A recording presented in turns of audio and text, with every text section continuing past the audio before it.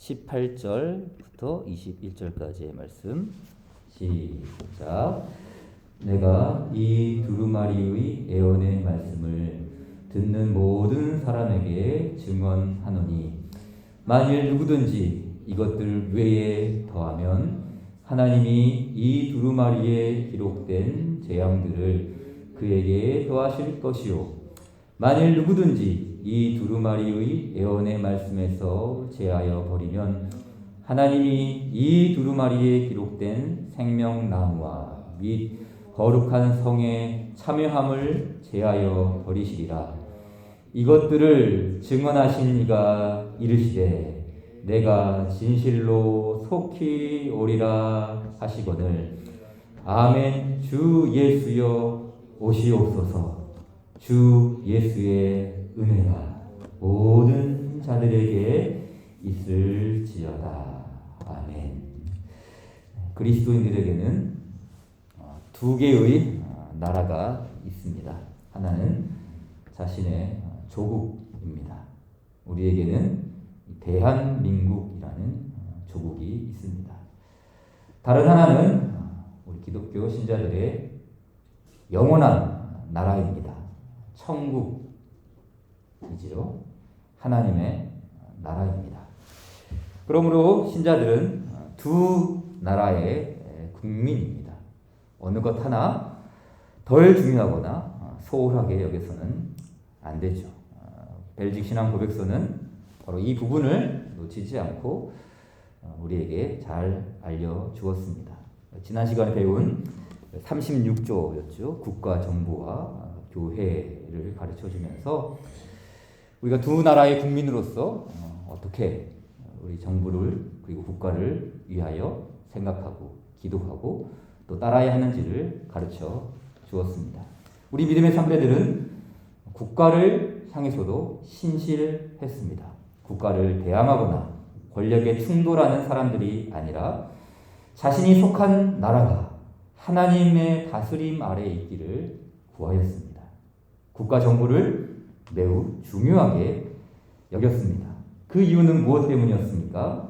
먼저 모든 권위는 하나님으로부터 왔기 때문이죠. 그 진리의 가르침을 그들은 믿었습니다. 그러므로 교회는 하나님의 정의가 실현되고 그리스도의 복음이 편만하게 전파되도록 위에 있는 자들을 위하여 기도했습니다. 마지막으로 신자는 모든 일에 국가 정부에 순종하되 예외가 있었죠. 하나님의 말씀에 어긋나는 일은 순종하지 않습니다. 모든 권력이 하나님으로부터 비롯됐고 국가는 교회를 위하여 존재하고 교회는 국가를 공경해야 합니다. 하지만 말씀에 어긋나는 일은 따르지 않습니다. 왜 그렇습니까? 신자의 본질은 이 나라가 아닌 그 나라, 하나님 나라에 더 큰 비중이 있기 때문이죠. 따라서 신앙 고백서의 마지막, 이 마지막은 바로 그 나라에 대한 가르침입니다. 36조에서 국가 정부를 향하여 이 나라에서 우리가 신실한 시민으로서 어떻게 살아야 할지를 가르쳐 주면서도 그것을 뛰어넘어 우리는 하나님의 말씀을 따라 국가 정부와 권력과 정치와 지도자를 위해서 어떻게 행해야 할지를 가르쳐 주면서도 더 중요한 비중은 바로 이 나라가 아닌 그 나라, 바로 이 하나님 나라에 더 큰 가르침을 주고 있는 것이죠. 그래서 이 마지막 가르침이죠. 마지막 교리. 이것은 단순히 종말에 대한 가르침이기 때문에 맨 마지막에 둔 것이 아닙니다. 우리의 시선은 항상 이 나라에서 그 나라로, 땅의 나라에서 하늘의 나라로 옮겨가야 하죠. 그러니까 국가를 위한 헌신, 국가를 위한 신실함, 이 모든 충성이 바로 그 너머에 있는, 이 땅 나라의 너머에 있는 그분의 나라, 하나님의 나라를 항상 바라보도록 인도해 가는 것이죠. 그렇기 때문에 주님의 말씀은 그 하늘 나라를 이렇게 부릅니다. 베드로후서 3장 13절. 우리는 그의 약속대로 의가 있는 곳인 새 하늘과 새 땅을 바라보도다 라고 가르쳐 줍니다. 우리가 속한 영원한 나라는 바로 새 하늘과 새 땅입니다. 우리는 새 하늘과 새 땅을 바라보아야 합니다. 여기서 이 바라본다라는 이 말은 이렇게 쳐다본다, 응시한다, 뭐 그런 정도의 의미만은 아닙니다. 단순한 바라봄이 아니라 미래에 나타나게 될 그 실제를 깊이 생각한다는 뜻이죠. 그러니까 지금은 아무것도 없습니다. 이루어진 게 없습니다. 아무것도 보이지 않습니다. 이 땅에서는 여전히 동일한 땅이고 동일한 하늘, 똑같은 하늘, 똑같은 땅입니다. 그러나 신자의 삶을 이끌어가는 것은 현재의 하늘과 현재의 땅이 아니라 장차 나타나게 될 새 하늘과 새 땅입니다. 즉, 새 하늘과 새 땅이 우리의 모든 사고와 생각과 가치관을 이끌어 간다는 뜻이지요. 그것이 바로 새 하늘과 새 땅을 바라본다라는 의미로 가르쳐 주고 있습니다.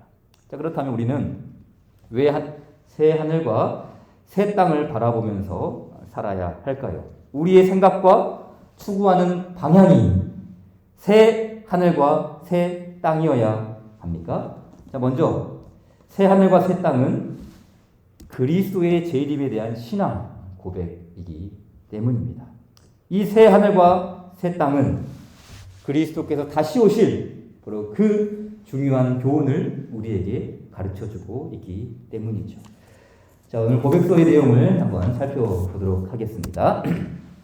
마지막으로 우리는 하나님의 말씀을 따라 주님께서 정하셨으나 모든 피조물에게는 알려지지 않은 그 때가 이르고 택함 받은 자의 수가 차게 되면 우리 주 예수 그리스도께서 이전에 크신 영광과 위엄 가운데 승천하셨을 때처럼 육신으로 우리가 볼 수 있게 하늘로부터 오실 것을 믿습니다. 그리스도께서는 자기를 산 자와 죽은 자의 재판장으로 선언하실 것이고 불로써 이 낡은 세상을 정결하게 하실 것입니다. 우리는 다시 오시는 예수님을 믿습니다. 그분의 두 번째 나타나심을 신앙 고백합니다. 그러나 예수님의 재림에는 목적이 있습니다. 그저 시간이 되었기에 주께서 오시는 것이 아닙니다. 분명한 방향과 목적을 설정하시면서 그리스도께서는 다시 오십니다. 그것이 무엇입니까? 정화입니다. 새롭게 하시는 것이죠. 내가 만물을 새롭게 하노라. 정화죠. 그리스도께서는 다시 오셔서 이 낡은 세상을 정결하게 하실 것입니다. 그러나 주의 날이 도둑같이 오리니 그 날에는 하늘이 큰 소리로 떠나가고 물질이 뜨거운 불에 풀어지고 땅과 그 중에 있는 모든 일이 드러나리로다. 이 모든 것이 이렇게 풀어지리니 너희가 어떠한 사람이 되어야 마땅하냐? 거룩한 행실과 경건함으로 하나님의 날이 임하기를 바라보고 간절히 사모하라. 그 날에 하늘이 불에 타서 풀어지고 물질이 뜨거운 불에 녹아지려니와 우리는 그의 약속대로 의가 있는 곳인 새 하늘과 새 땅을 바라보도다. 바로 이 말씀. 만물을 새롭게 하시는 그리스도의 다시 오심. 새롭게 하시는, 정화하시는, 정결하게 하시는 그리스도의 재림 사건을 우리에게 가르쳐주고 있죠. 이처럼 예수님께서는 세상을 새롭게 하십니다. 우리 찬송 그 가사의 고백처럼 슬픔과 애통을 기쁨으로 바꾸시고 싸움과 죄악이 가득한 땅에 찬송이 울리도록 세상을 정결하게 하십니다. 따라서 다시 오시는 예수님은 영광과 위엄 가운데 오십니다. 우리의 눈이 천하 만국이 볼 수 있게 하늘로부터 임하십니다. 다음으로 새 하늘과 새 땅이 열릴 때 악인들은 심판을 받습니다. 자, 신앙고백서의 내용을 찬찬히 살펴봅시다.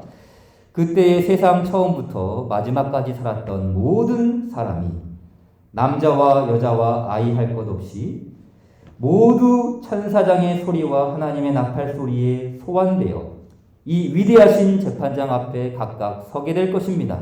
그 전에 죽었던 사람들이 모두 땅에서 일어날 것이고 그들의 영혼은 전에 살았던 그들의 몸과 다시 연합될 것입니다. 최후의 심판이 이렇게 실현되는 것이죠. 이때 모든 사람, 남녀노소 할 것 없이 그 어떤 사람도 예외 없이 주님의 소환을 받습니다. 자, 계속 이어질 내용 보십시오. 또한 그때까지 살아있는 사람들은 다른 이들처럼 죽지 않고 썩을 몸이 썩지 않을 몸으로 순식간에 변화할 것입니다. 그러고 나서 책들이 펼쳐질 것이고 그들이 세상에 살 때 선악간에 행하였던 일들에 따라 재판을 받을 것입니다. 세상에 살 때 선악간에 행하였던 일들에 따라 재판을 받을 것이다. 모든 사람을 향한 하나님의 그 최후의 심판이 이루어지는 것이죠. 이 말씀이 요한계시록 20장 12절 이하의 말씀이 있죠. 또 내가 보니 죽은 자들이 큰 자나 작은 자나 그 보좌 앞에 서 있는데 책들이 펴 있고 또 다른 책이 펴졌으니 곧 생명책이라. 죽은 자들이 자기 행위를 따라 책들에 기록된 대로 심판을 받으니 바다가 그 가운데에서 죽은 자들을 내주고 또 사망과 음부도 그 가운데에서 죽은 자들을 내주매 각 사람이 자기의 행위대로 심판을 받고 자기의 행위대로 받는 그 최후의 심판이 이루어지는 것이죠. 바로 이때 주님의 재림과 관련하여서 이 예수님을 향한 호칭이 달라집니다. 예수님을 향한 호칭, 주님, 그리스도라고 부르는 이 호칭이 어떻게 달라집니까? 그리스도를 재판장이라고 묘사하죠. 예수님이 선과 악을 판단하시는 심판장이라는 것입니다. 신앙고백서는 이 위대하신 재판장이라고 가르쳐주죠. 그리스도께서 우리의 눈에 보이게 다시 오실 때 그분은 위대하신 재판장의 모습으로 우리 가운데 나타나시죠. 요한계시록 19장 11절 말씀. 또 내가 하늘이 열린 것을 보니 보라 백마와 그것을 탄 자가 있으니 그 이름은 충신과 진실이라. 그가 공의로 심판하며 싸우더라. 우리 주 예수님 어린 양 그리스도를 가르쳐주죠. 근데 바로 그분의 또 다른 이름을 향하여 충신과 진실 그리고 공의로 심판하시는 분이다라고 명명합니다. 그렇기 때문에 마지막 날 예수님께서는 공의로운 일을 행하십니다. 우선 어떤 공의가 이루어집니까? 악인에 대한 공의로운 심판입니다. 고백서의 내용을 보십시오. 참으로 모든 사람이 그들이 했던 모든 무익한 말들, 세상에서는 그저 오락과 농담으로 치부하는 것들에 관하여 해명하여야 할 것입니다. 또 사람들의 비밀과 위선이 모두의 눈 앞에 공공연히 드러날 것입니다. 모든 사람이 했던 그 모든 무익한 말들, 이 무익한 말들이 마태복음 12장 36절 이하에 나오죠. 내가 너희에게 이르노니 사람이 무슨 무익한 말을 하든지 심판 날에 이에 대하여 신문을 받으리라. 그렇죠. 어떤 말을 했기에 심판을 받습니까? 이 무익한 말은 뭐 부정적인 말 혹은 남을 헐뜯는 말이 아니죠. 이 말씀이 어떤 맥락에서 나온 말씀입니까? 독사의 자식들이죠. 독사의 자식들. 이 바리새인들을 향하여 주었던 말이 아닙니까? 겉으로는 뭐 신앙의 말을 하고 또 성경의 언어를 말하는 것 같지만 전혀 그렇지 않은 사람들이죠. 예수님을 그리스도로 믿지 않는 사람들을 가리키는 것이 아닙니까? 더 나아가 예수님은 신자들의 원수들을 보복하십니다. 이 세상에서 그들을 박해하고 탄압하고 괴롭혔던 악인들 위에 하나님께서 내리실 무서운 보복을 보게 될 것입니다. 악인들은 그들 자신의 양심의 증거에 의해서 유죄 선고를 받을 것입니다. 그들은 불멸하게 될 것이나 이는 오직 마귀와 그의 사자들을 위하여 예비된 영원한 불에서 영영이 고통을 받기 위한 것일 뿐입니다. 그러니까 이 믿음의 사람들은 인내했죠. 악을 악으로 갚지 않았습니다. 그러니까 뭐 성경에 기록된 우리 믿음의 사람들뿐만 아니라 이 벨직 신앙 고백서의 고백을 함께했던 500여 년 전에 우리 믿음의 선진들도 많은 고난을 받았습니다. 악한 지도자, 적 그리스도 통치자. 그럼에도 불구하고 그들을 공경하면서 그들이 주께서 세운 통치자라는 것을 인정하면서 순종하고 복종하고 따르기를 원하지만 하나님의 말씀에 어긋나는 일은 따르지 않으면서 참으로 신실하게 섬겼습니다. 그러나 그들에게 위해가 가해지고 폭력과 억압과 죽음이 때로는 임하기도 했습니다. 그러나 그들은 악을 악으로 갚지 않았습니다. 왜 그렇습니까? 바로 보복하시는 하나님, 최후의 심판날에 반드시 공의를 이루시는 그 신실하신 하나님에 대한 믿음, 그 믿음 위에 서 있었기 때문이었죠. 그렇기 때문에 우리 믿음의 선진들은 온유함으로 자신의 믿음을 변호했습니다. 그럼에도 불구하고 신자들에게 닥쳐온 것은 고난과 죽음과 재앙이었습니다. 그러나 공의로운 재판장께서는 우리 신자들의 손을 들어주십니다. 하늘과 성도들과 사도들과 선지자들아, 그로 말미암아 즐거워하라. 하나님이 너희를 위하여 그에게 심판을 행하셨음이라 하더라. 그러니까 이 그리스도께서 그리스도의 원수들, 신자들의 원수들, 바로 그들을 향하여 주께서 공의로운 일을 이루시는 것. 그렇기 때문에 이 재판장께서 심판하시는 그 일은 막 우리의 마음을 아주 통쾌하게 하는 그런 복수가 아니죠. 어떤 복수입니까? 이 말은 옳은 일을 행한 신자들에게 너의 행위가 참으로 옳았다. 너의 믿음은 정말로 옳은 것이었다. 너의 그 선택은 결코 틀린 것이 아니었다. 다른 사람들은 다 틀렸다고 말하지만 너희 교회는 정말 옳은 일을 행하였다. 주께서 악한 자들을 심판하시면서 신자들의 편을 들어주시는 그 일이 아니겠습니까?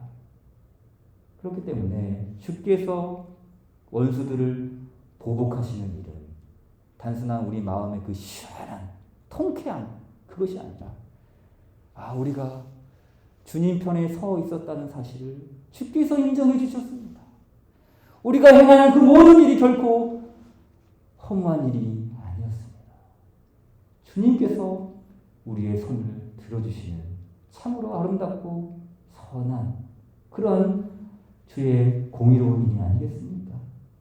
따라서 주님께서는 최후의 심판으로 우리를 영원히 위로하십니다. 고백서의 내용이죠. 그러므로 악하고 불경건한 자들에게는 이러한 재판을 생각하는 것이 매우 무섭고 두려운 일이 될 것입니다. 그렇지만 택함받은 경건한 자들에게는 그것이 큰 소망과 위로가 됩니다. 왜냐하면 그때 그들의 구원이 완성될 것이며 그들이 감당하여야 했던 고생과 수고의 열매들을 얻을 것이기 때문입니다. 그들의 결백함이 만인에게 알려질 것이며 택함받은 신실한 자들은 영광과 존귀의 관을 쓰게 될 것입니다. 하나님의 아드님께서는 그들의 이름을 성부 하나님과 그의 택하신 천사들 앞에서 인정해 주실 것입니다. 요한계시록 말씀은 바로 이러한 복을 누리게 될 교회를 향하여 다음과 같이 격려했습니다. 또 내가 새 하늘과 새 땅을 보니 처음 하늘과 처음 땅이 없어졌고 바다도 다시 있지 않더라 라고 했습니다. 바다가 없다라는 이 말은 물놀이 장소가 없다는 말이 아니라 이 바다는 어둠을 상징했습니다. 계시록에서 바다는 용이 올라오는 장소였거든요. 적그리스도가 출현하는 장소가 바다였습니다. 그래서 고난과 죽음, 저주와 재앙이 떠오르는 곳이 바로 바다였죠. 그러나 새 하늘과 새 땅, 최후의 심판, 영원한 나라가 완성될 때 더 이상 바다는 없습니다. 오로지 은혜와 영광, 위로와 상급, 칭찬과 보상만이 가득할 것입니다. 그때 하나님께서는 그들의 눈에서 모든 눈물을 닦아 주실 것입니다.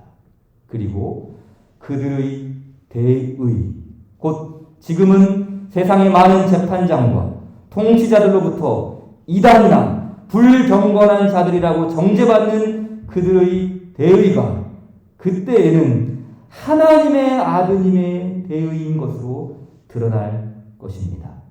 주님께서는 사람의 마음이 전혀 생각할 수 없었던 영광을 은혜로운 보상으로 그들에게 내려주실 것입니다. 이것이 새 하늘과 새 땅의 영광입니다. 신자들에게 주어지는 영원하고도 완전한 복락입니다. 그러니 어찌 우리는 주님의 다시 오심을 고대하지 않을 수 있겠습니까? 신앙고백서의 마지막은 이렇게 우리에게 가르쳐 줍니다. 그러므로 우리는 장차 우리 주 예수 그리스도 안에 있는 하나님의 약속들을 충만히 누리게 될 것을 간절히 바라며 이 위대한 날을 대망합니다. 아멘.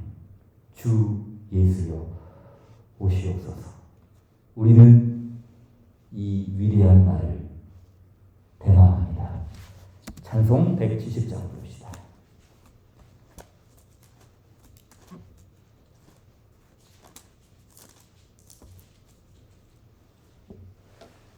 내 주님은 살아계셔 날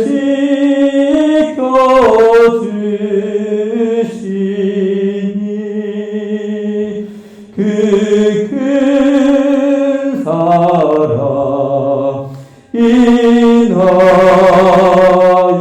인하여서 나 자유 얻어 4절 굳센 믿음 나가지고 굳센 믿음 나가지고 주 말씀 따르면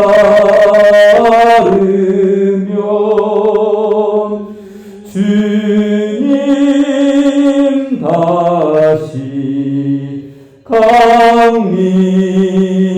강림할 때 날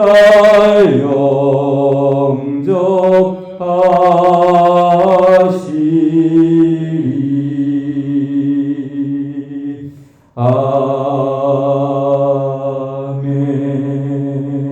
아멘. 같이 기도하겠습니다.